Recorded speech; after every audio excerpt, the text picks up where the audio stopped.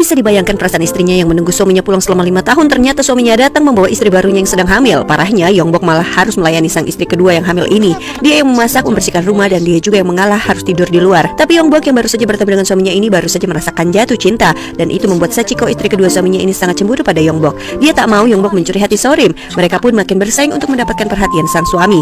Saat hujan, Yongbok dengan penuh perhatian mengelap sepatu suaminya, sementara sepatu Sachiko dia letakkan di bawah tetesan hujan sampai benar-benar basah. Sachiko selalu mengawasi gerak-gerik Yongbok. Mereka berdua tak bisa disatukan dan membuat Sorim makin sakit kepala. Saat hendak diajari menulis, mereka malah bertengkar. Yongbok berkata dia tidak perlu belajar membaca dan menulis sebab dia akan selalu bersama dengan Sorim, sang suami, yang akan membacakan untuknya. Sorim nampak bersedih mendengarnya. Akhirnya mereka tetap belajar menulis aksara Korea. Sachiko menulis namanya dalam bahasa Korea, Nam Hengja, membuat Yongbok pun kesal. Lalu Sachiko berkata, jika nama kami digabungkan berarti menjadi Hengbok, yang berarti kebahagiaan. Bukankah begitu? Sepertinya Sachiko sudah mulai ingin berdamai dan hidup berdampingan dengan Yongbok.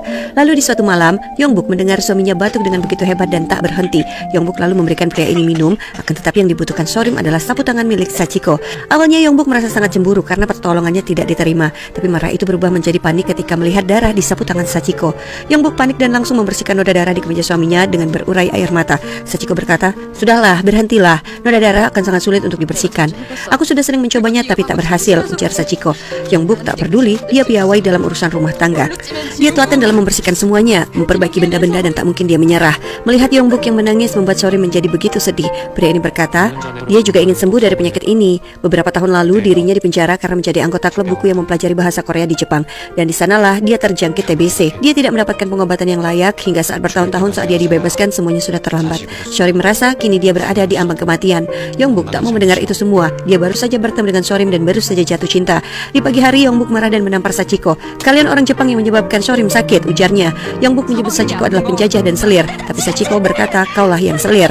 Membuat Yongbok kembali menampar wanita Jepang ini dan Sachiko pun membalasnya. Sachiko lalu berkata, walaupun kau merasa telah mengurus orang tua Sorim, tapi aku yang telah menjaga Sorim. Kau meninggalkan kampungmu untuk menikah, tapi aku meninggalkan negaraku untuk menikah. Kita sama-sama tidak mau meninggalkan Sorim dan akhirnya kita juga akan tetap bersama.